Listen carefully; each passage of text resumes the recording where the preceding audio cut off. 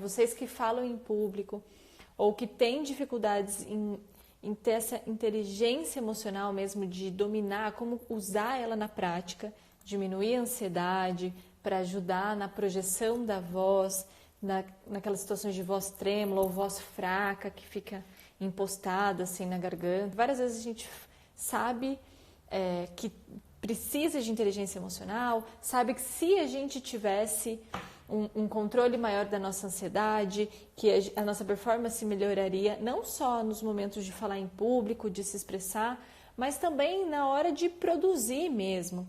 Porque quando a gente está com os níveis de ansiedade mais baixos e os de autoconfiança mais altos, a gente encadeia melhor as ideias, a gente é mais criativo, a gente está com maior inspiração, então tem insights diferentes, tá? Não é só para os momentos de falar em público. Então, quando eu falar que é ansiedade, vocês pegam todas aquelas situações que desde as estressantes de pressão do trabalho, de cobrança de meta e tal, até as situações que vocês são avaliados, ou por exemplo, numa entrevista de emprego, no momento de pedir um aumento, ou quando você vai fazer um network com alguém mais importante, por exemplo, alguém que você admira, que dá aquele nervosismo natural.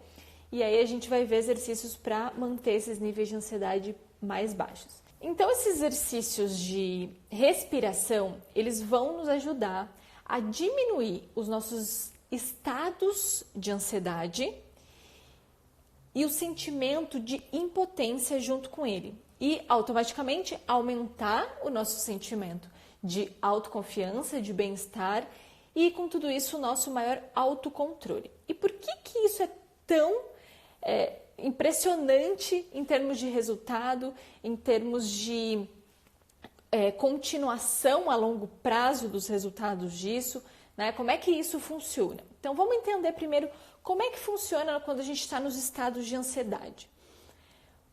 O nosso cérebro, quando a gente está com medo ou aquela situação assim que a gente foi pego de improviso, que a gente precisa improvisar de alguma coisa, ou te fazem uma pergunta que você não estava preparado para responder, ou você se depara com coisas inesperadas que você não tinha planejado, ou mesmo as pessoas que rotineiramente, nos momentos que vão, por exemplo, falar em público, já ficam com esse medo, com essa ansiedade.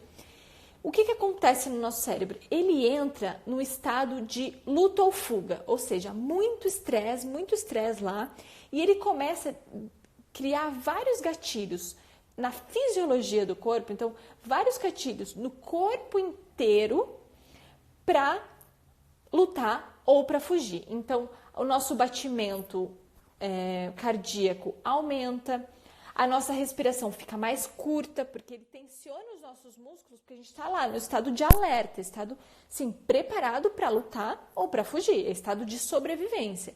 Então, eu estou tenso. Então, isso faz o corpo ficar mais duro, então a gente perde uma espontaneidade que é crucial para a leitura corporal da confiança das outras pessoas, do profissionalismo.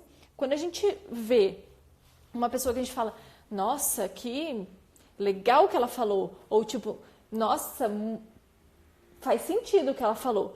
Provavelmente não foram só as palavras que essa pessoa falou que fez você fazer essa leitura. Foi todo o conjunto corporal, junto com as palavras, que dão essa imagem para você de alguém com autoridade, alguém com profissionalismo, alguém que você pode confiar, que você confia que ela vai cumprir aquilo que ela falou, que você confia que aquilo que ela está falando é verdade, que tem clareza naquilo. Então, isso vem das informações verbais e das informações corporais. Então, essas informações corporais são de movimentos mais expansivos, então uma linguagem corporal mais de peito aberto, com os braços mais fluidos, aqui a distância, né? O sovaco ventilando. Então, a distância entre o braço e o tronco, ela é maior, eu converso, né, aqui. Essas são linguagens que passam confiança para as outras pessoas. E quando a gente está nesse estado de luta ou fuga, é o oposto disso, a gente tensiona toda a musculatura. Então, por mais que a gente faça esses gestos, esses movimentos, porque a gente sabe que isso que vai comunicar confiança nas outras pessoas, ela vai ser mais inautêntico, ela vai ser mais durão e que não vão passar a mensagem que você quer de confiança. Vai passar que você está querendo passar alguma coisa que você não é, entende? Quando as pessoas criam esse desconfiômetro lá na cabeça de quem está te vendo falar com o corpo, quando cria essa será que é isso mesmo e tal, a gente tira a confiança da jogada, a credibilidade, a autoridade, então a gente perde uma chance de criar uma conexão ali muito grande. Então, às vezes a gente tem muitas coisas legais para falar para as pessoas, mas a gente já criou ali uma barreira com a nossa linguagem corporal. E também, quando a gente endurece, né, nessa luta ou fuga, os músculos, a gente endurece os músculos das cordas vocais. Então, a nossa voz fica mais trêmula, fica mais para dentro, embargada, ou agora rachada, desafinando. Não é uma voz gostosa, com presença, que você ouve e você presta atenção naquela voz. Só que a gente pode, através dos gestos, dos movimentos e da respiração, então a gente pode com o nosso corpo, porque a respiração aqui faz parte do corpo, e também com as posturas, com os gestos, então com a linguagem corporal, a gente pode desativar esses gatilhos involuntários lá do cérebro de luta ou fuga. E quanto mais vocês praticarem, quanto mais constância tiver nessa prática, mais os efeitos são duradouros. Então, por exemplo, se eu começo a fazer, faço uma semana, todo dia lá, vocês já vão sentir efeito assim mais prolongado ao longo do dia, não só logo depois que vocês fizeram a prática do exercício de respiração, por exemplo. A mesma coisa que eu falo lá, por exemplo, das poses de poder, que é outra coisa que desativa esses gatilhos de luta ou fuga, que aí é pelo movimento e não pela respiração. Tudo bem que a respiração também é movimento, que a gente vai ver aqui, mas aqui eu tô falando pelo gesto do corpo mesmo, né? Por pose, que a respiração não é uma pose, é um movimento. Tá? Mas hoje a gente não vai falar do corpo em termos de pose e de movimento, a gente vai falar sobre respiração. Então vamos lá. Como é que a gente desativa isso aí? Primeiro, respiração profunda. Para que ela serve?